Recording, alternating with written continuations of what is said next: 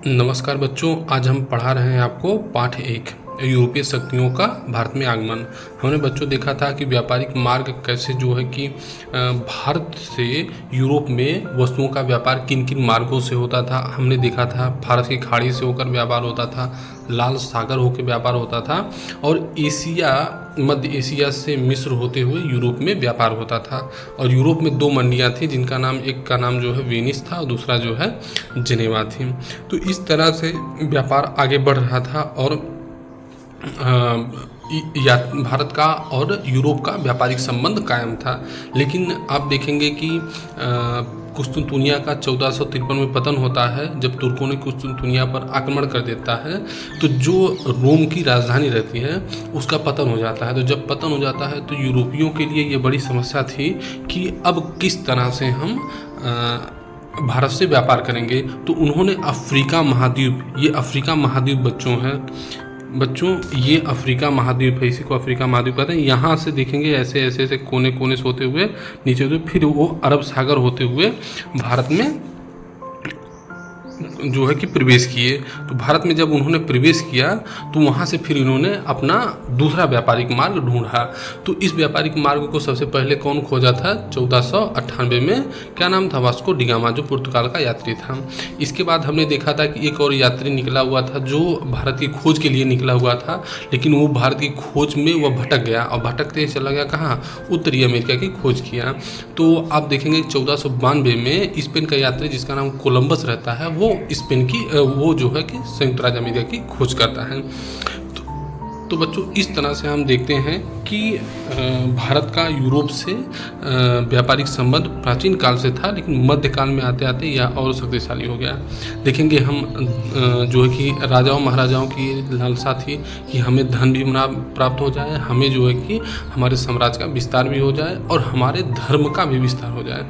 तो इस लालच में उन्होंने जो है कि अमेरिकी जो नाविक थे उनको धन प्रदान किया, उनको जो है कि खर्चा दिया, सुरक्षा दी कि जाइए आप भारत और यूरोपीय देशों में व्यापार कीजिए।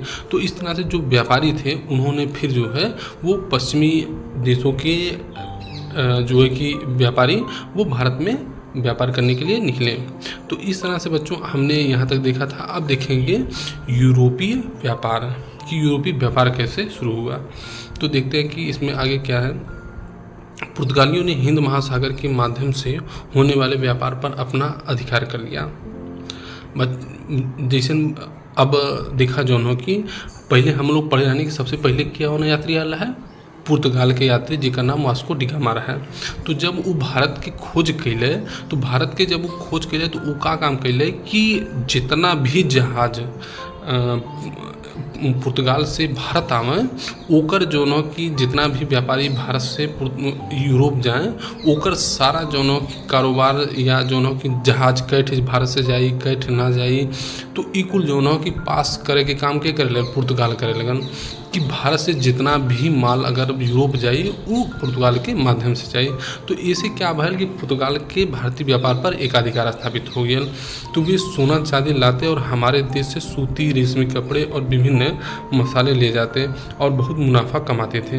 कि भैया यूरोप जो पुर्तगाल के निवासी थे वो क्या करते थे कि वहाँ से अपने यहाँ से सोना चांदी लेके आवें और यहाँ से जो ना सोना चांदी से मसाला खरीदें, रेशम खरीदें, सूती कपड़ा खरीदें और ओके खरीद के फिर जो ना कि यूरोप ले आए। और यूरोप में इन चीज़ों की बहुत मांग रहा है, मतलब इतनी मांग रहा है कि अब आप जानिए कि 600% जो ना कि वस्तुओं पर मुनाफा मिले।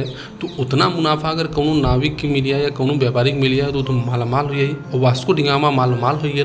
जब वो जो कि बढ़े लगल ओकर बढ़ोतरी होए लगल तो पुर्तगाल के और जो व्यापारी रहे उन्हें पूछे लगन कि भाई कहाँ से जो कि कितना धन तोरे पास आवत हो, कहाँ से भाई दिसे ना आवत नहीं कि अब तोरे गांव के जो कि एकाएक ओके पैसा जो कि मकान बनावे लल, गाड़ी खरीद ले तो ये होला भाई कहाँ से पैसा लेके आवत हो, कहाँ से पैसा लेके आवत हो। तो लोग खोजबीन करे शुरू कर देने कि अरे यार देखा अगर कहाँ से पैसा आवत हो। तो का भैल कि जब वास्को डी गामा के भी व्यापारी लोग खोजबीन कर रहे तो पता लगल कि एक ई तो जो कि अपन माल जो हो सूती कपड़ा हुई, रेशम हुई, मसाला ये कहाँ से लेके आवत हो? भारत से लेके आवत हो। तो पुर्तगाल के निवासी जौन हो उन्हीं का केलन कि अपन डेरा डम्बर उठैलन ना ऐसा लेलन और भारत की तरफ भागलन कि भाई चला वहीं से हम लोग अपन वस्तु लेके आओ जी वही से व्यापार कर लें। तो फिर यह नाते जोनों कि आप देखिए कि वहाँ से कहा हो कि तब वो समय सिक्का चलत ना रहा है, पैसा चलत ना रहा है, तो उन्हें कहा सोना चांदी लेके आओ, सोना चांदी लेके ओकर भारत से सूती वस्त्र, रेशमी वस्त्र और मसाला लेके फिर जो है यूरोप जाए। तो पुर्तगाल की मजबूत नौसेना के कारण हिंद महासागर से कोई दूसरा देश पुर्तगाल की इजाज़त के बिना अपना जहाज़ नहीं ले जा सकता था। पुर्तगाली नौसेना इतनी मजबूत थी, फिर ओके देखा जैसे जब मुनाफा मिले लगल तो का भैल कि सरकार भी पुर्तगाली व्यापारियों के संरक्षण प्रदान कर तो ओके लगल कि नहीं अगर संरक्षण मनो देव तो हमें पुर्तगाल सरकार के और पैसा मिले लगी, राजा महाराजा का और धन मिले लगे।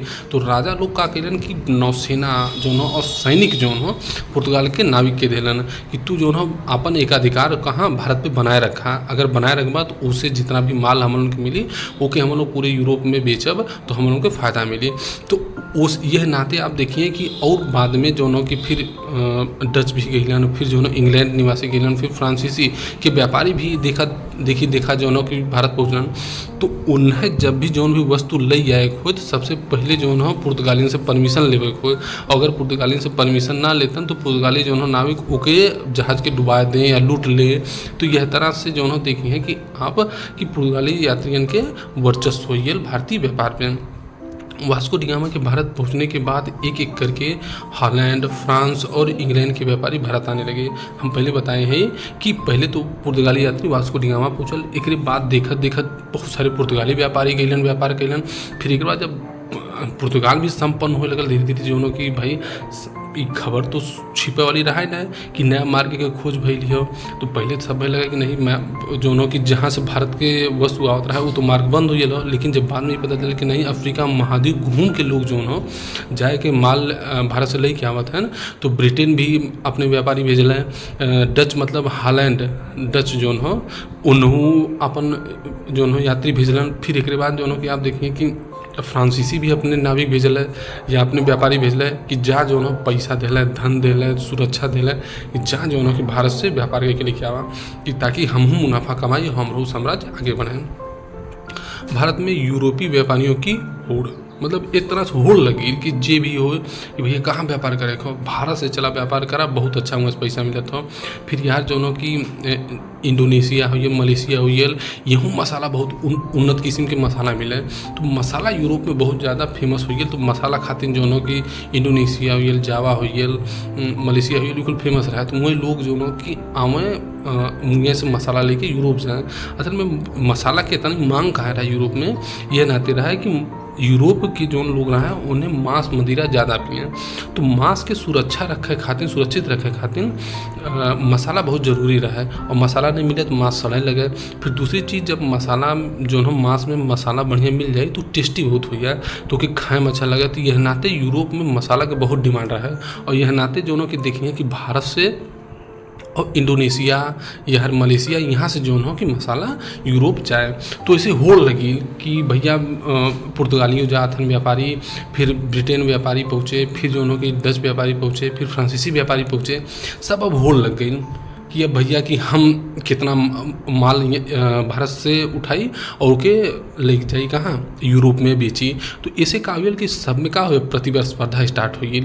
अब एक दूसरे की हो कि भैया कीकर जो कि कैसे जो कि इनसे आगे निकल गया है। तो यह क्रम में आप देखे हैं कि अब जब आगे निकले घोड़ हुई तो इस निश्चित हुई है कि अब जो कि चारों जो देश हैं उन्हें व्यापारी एक दूसरे में लड़ाई स्टार्ट करी हैं। और यह लड़ाई फिर स्टार्ट हुई। देखा व्यापार के लिए लंबी यात्रा करने वाले जहाज, नाविक तथा धन तीनों साधनों का बहुत ही महत्व था।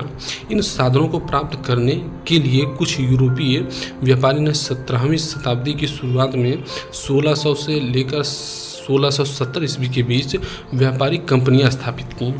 व्यापारिक कंपनियों का अर्थ है व्यापार में कई लोगों की हिस्सेदारी का होना।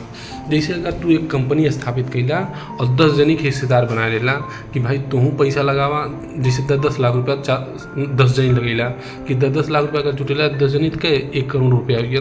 तो 1 करोड़ रुपया अगर कंपनी में कोनो खड़ी कह देला तो ओके उसे जितना कंपनी से तुम्हें फायदा हुई उस सब में जो न बराबर बराबर बांटू, ठीक भैया इतना इतना पैसा फायदा भैल हो।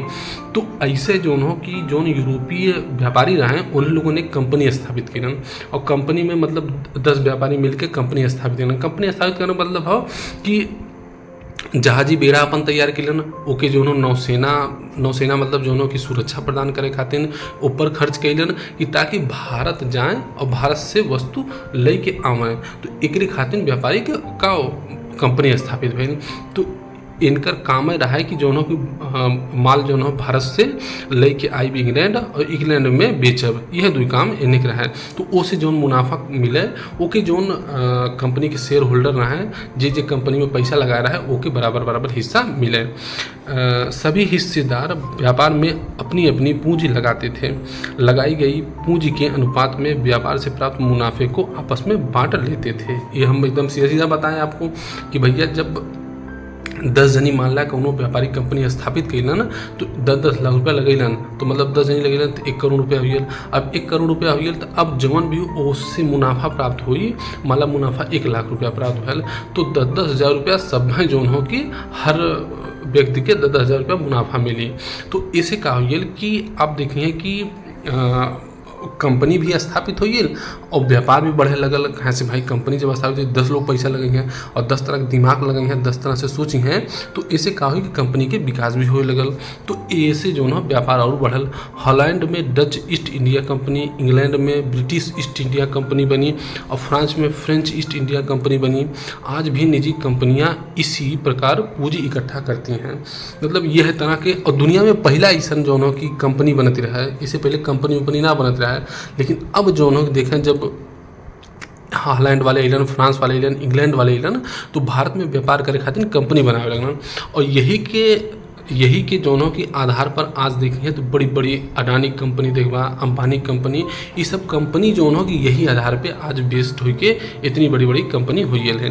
तो देखा यूरोपीय कंपनियों के आगमन का क्रम। पुर्तगाली कब आए? 1498 में। अंग्रेज 1600 ईस्वी में आए। डच 1602 ईस्वी में। फ्रांसीसी 1664 ईस्वी में। ठीक है। भारत में सबसे पहले पुर्तगाली व्यापार करने आए। उन्होंने पश्चिमी समुद्र तट पर गोवा, दमन द्वीप में अपने व्यापारिक केंद्र स्थापित किए। विदेशी कंपनियों के इन व्यापारिक केंद्रों को कोठी फैक्ट्री कहा जाता था कि भैया जहाँ से जैसे अब हमें देखा जैसे अगर हमें मान ला कि भारत से वस्तु जोन हो इंग्लैंड ले आए हो तो सबसे पहले हम ऐसा व्यवस्था करब कि कहीं जो ना जैसे सूती कपड़ा हमें भारत से इंग्लैंड ले आए हो तो पहले एक जगह फैक्ट्री स्थापित करब कि भारत से जितना भी सूती कपड़ा हो, जैसे महाराष्ट्र से कहाँ सूती कपड़ा हो तो गुजरात से हो, आगरा से हो, बनारस से हो, सूती कपड़ा जहाँ से बंगाल से हो वहाँ से हम कहाँ लेके आई एक कंपनी में लेके आई और कंपनी से फिर जब माल लदाई जहाज़ में और जहाज़ में लदाई के फिर कहाँ चलिए इंग्लैंड चलिए। तो वह जहाँ पर माल कुल इकट्ठा किया है, जहाँ पर कुल माल इकट्ठा करके रखी है, जहाँ अधिकारी भी बैठे हैं, जहाँ कर्मचारी रहें, तो वह स्थान के बोला जाए कोठी या फैक्ट्री। ठीक है। तो आगे देखा कोठी फैक्ट्री शब्द का प्रयोग व्यापारिक केंद्रों में स्थापित कार्यालय अथवा कोठी से है। फैक्टर शब्द का अर्थ एजेंट है, कंपनी की ओर से कार्य करने वाले व्यापारी एजेंट जिसे कोठी में कार्य करते थे उसे फैक्ट्री कहा जाता था। यूरोपियों की बस्तियों के लिए भी सैनिक रखे जाते थे। कोठियों की रक्षा किलों की तरह होती थी और इन किलों की सुरक्षा के लिए यूरोपीय व्यापारियों के सशस्त्र सैनिक तैनात रहते थे। देखिए बच्चों, आज भी देखिए जहाँ कंपनी के कार्यालय हो, कौनो कंपनी अगर आपने अपने जीवन में बच्चों देखा है या देखे ताके है तो वह देखबा कि कंपनी में जोनों की जहाँ भी माल रखल जाला होकर तो वह देखबा कि जोनों की बहुत सारा कर्मचारी भी होलन, वह अधिकारी भी होलन। एक बाद देखबा कि ओकरे सुरक्षा के लिए उन गार्ड भी लगावेलन कि ताकि हमार माल चोरी ना हो या हमारे माल पे के धावन बोल दे। तो यही तरह से आप देखिए कि यूरोपीय जो कंपनियाँ आईलिन उन्हें का करें कि गोदाम बनेनी और गोदाम बनाए के अधिकारी भी रहा है कार्यालय के रूप में कि भैया हिसाब करे खातिर ने कि गुजरात से इतना माल आयल, महाराष्ट्र से इतना माल आयल, पश्चिम बंगाल से इतना माल आयल, सूती माल आयल। तो इको लिखे खातिर कोनो कर्मचारी हुई है, फिर एक बाद वो माल उतारे खातिर चढ़ावे खातिर कर्मचारी हुई हैं, फिर एक बाद वो माल जो है बॉक्स में रखाई या पेटी में रखाई, कहाँ रखाई वो रखे खातिर अधिकारी हुई हैं। तो इन सब कार्य खातिर जो कार्यालय बनल रहा है ओके बोलल जाए कोठी या फैक्ट्री। वास्को डी गामा के भारत पहुंचने के बाद एक एक करके हॉलैंड, इंग्लैंड और फ्रांस के व्यापारी जल के रास्ते भारत आने लगे। भाई सब भाई हमेशा लालसा होला। इसे तू देखत होगा कभी कभी जे अधिक संपत्ति अर्जित कर लेला तो ये होला कि भाई यही रास्ता पर हमू चलल जाए, हमू लोग अमीर बनियल जाए। तो ऐसे देखबा कि जब पुर्तगाली जो संपन्न हो लगन, उन्होंने के जो की देश तरक्की करे लगल, तो इंग्लैंड के, हॉलैंड के और फ्रांस के जो राजा रहें या उन्हें के अधिकारी रहें वो सब सोचलन कि का बात है भैया कि सब अमीर होते हैं। तो वह सब भी देखे हैं कि अपने व्यापारी के भारत भेजलन कि जा व्यापार के क्या हुआ। तो यह नाते जोनों के देखें कि जल मार्ग से ये भी व्यापारी भारत में आइलन और व्यापार शुरू कर देना। इस समय तक हिंदुस्तान के किसी भी शासक ने नौसेना तैयार करने की बात सोची तक नहीं थी। देखिए कि हमसे सोच में यूरोपियन कितना आगे रहा है कि हम लोग जब तक अपने वही देश में नौसेना तैयार करेगा कि हमारे पास नौसेना हो कि जो हमारे तट के सुरक्षा करे, या हम कहूँ कोनो दूसरे देश पे आक्रमण करिए तो समुद्र के माध्यम से हमारे जो सेना एक देश से दूसरे देश पर आक्रमण कर सके। हमारे देश में मुस्लिम शासक ना उन्हें सोचबे न कैलन, कब उन्हें कभी विचारे ना कैलन। और हमसे आगे के रहे यूरोप निवासी, इंग्लैंड रहे, पुर्तगाल रहे, फ्रांसीसी कि जौन आपन नाव लेके आयल, नाव लेके अलन और जो है सेना लेके अलन और ओकरे माध्यम से उन्होंने व्यापार करे लगन। अच्छा, बड़ी हास्यास्पद बात हो, बड़ा जो कि हंसे वाली बात हो कि भारत में जो भारतीय सेठ रहे हैं उन्होंने का करें कि आपन माल बेचे खातिर जो यूरोप के जहाज रहा है ओकर प्रयोग करें। अब जब यूरोप के जहाज पे प्रयोग करबा धीरे धीरे के पर निर्भरता हो जाए यूरोपीय जहाज पे, उन्हें सुरक्षा देवे खातिर उन्हें माल जैसे कहिए कि हमें 10 रुपया भाड़ा चाहिए 10 रुपया देवे पड़ी, कहीं 20 रुपया भाड़ा चाहिए तो 20 रुपया भाड़ा देवे पड़ी। तो यह नाते जो कि देखबा तो हमल उनके व्यापारी जो है सेठ रहे उन्हें धीरे धीरे यूरोपीय कंपनियों पर निर्भर हो चलीलन। तो ऐसे का होल कि हम लोग के नौसेना विकास ना हो पाइल, और नौसेना जब विकास ना हो पाइल तो हम लोग के एक न एक दिन हारब निश्चित रहा है, ये तो बात पक्की है। हॉलैंड निवासियों ने जो डच कहलाते हैं कालीकट, कोचीन, नागापट्टनम तथा चिंसुरा में व्यापारिक केंद्र खोले। मतलब यही स्थान पर व्यापारिक केंद्र खोला ना कि यहाँ से अपन जो मसाला लेवे के रहा है, जहाँ से सूती कपड़ा लेवे के रहा है, जहाँ से रेशमी कपड़ा लेवे के रहा है, जहाँ से नील हुई सोरा इकुल ये जो हो ये कोचीन में फैक्ट्री बनल है, ये लेके आवे और ये से फिर जहाज पे लद के कहाँ जाए, इंग्लैंड चलिए। फ्रांसीसियों ने मछलीपट्टनम, पांडिचेरी, चंद्रनगर, माही स्थानों में अपने व्यापार के प्रमुख केंद्र बनाए। फ्रांसीसियों ने, अंग्रेजों ने अपने को केवल समुद्र तट तक ही सीमित नहीं रखा, बल्कि सूरत, कैम्बे, अहमदाबाद, आगरा, भड़ौच, पटना, कासिम बाजार स्थानों पर व्यापारिक केंद्र बनाए। मतलब अंग्रेज जो हो कि जैसे आप देखिए कि पुर्तगाली देखिए हैं या डच देखिए हैं, तो इन्हें का करें कि समुद्र के किनारे किनारे अपन कंपनी बनैलन कि ताकि हमारा माल ये आइए और ये अपने आराम से बंदरगाह पर लदे, बंदरगाह लद के इंग्लैंड चल गया। लेकिन आप देखिए कि अंग्रेज जो हो समुद्र तट के किनारे तो अपन कंपनी स्थापित की, लेकिन भारत के बीच बीच में भी, जैसे आगरा जो हो भारत के बीचों बीच हो, उत्तर प्रदेश में हो, फिर एक बाद देखिए जो अहमदाबाद बीचों बीच हो, भड़ौच, पटना जो कि बिहार में राजधानी हो जानते हैं, तो ये भी केंद्र स्थापित करें और ये से अपन माल जो है उठा के ये सब समुद्र के किनारे ले आए, वहाँ जहाँ बंदरगाह पर ले आए, बंदरगाह पर लाद के इंग्लैंड ले चलिए।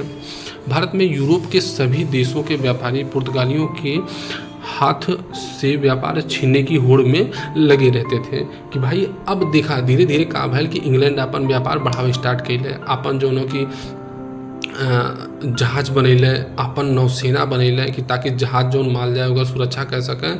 तो इसे का हो गया कि ब्रिटेन जौन हो कि अब पुर्तगाल से लड़े खातिर तैयार हो कि भैया इन्हें भारत के व्यापार से निकाल दिया। तो जब भारत के व्यापार से निकाल दे बाद का हो, अब भारत के व्यापार पर इंग्लैंड के वर्चस्व स्थापित हुई है। उनकी कोशिश रहती थी कि वे भारत में कम से कम कीमत देकर सामान खरीद सकें, फिर वे इस सामान को यूरोप में अधिक से अधिक दाम पर बेचकर खूब मुनाफा कमा सकें। कि जैसे अगर कोनो वस्तु हो, मान ला अगर सूती कपड़ा हो, एक ठे मान ला पुर्तगाली कंपनी के रुपये खरीदे था, 20 रुपये खरीदे था, तो इंग्लैंड वाली कंपनी जौन हो वो का करे कि सोचे कि नहीं हमें माल 15 रुपये के मिल जाए। अब 15 रुपये का अगर मिल जाए हम तो क्या यूरोप में बेचब कितने के 100 रुपया के, हमें कितना मुनाफा मिले, 85 रुपया मुनाफा मिल जाए। तो यह तरह से इंग्लैंड जो हो कि हमेशा सोचे कि हमें अधिक से अधिक मुनाफा मिले। जब मुनाफा आपके मिली तो आप जो है जहाज़ों का निर्माण कर सकेंगे, आप नौसेना भी रख सकेलन, आप सैनिक भी रख सकेलन, और अगर युद्ध वगैरह हुई तो आपका हो युद्ध भी लड़े क्षमता रख सकेलन।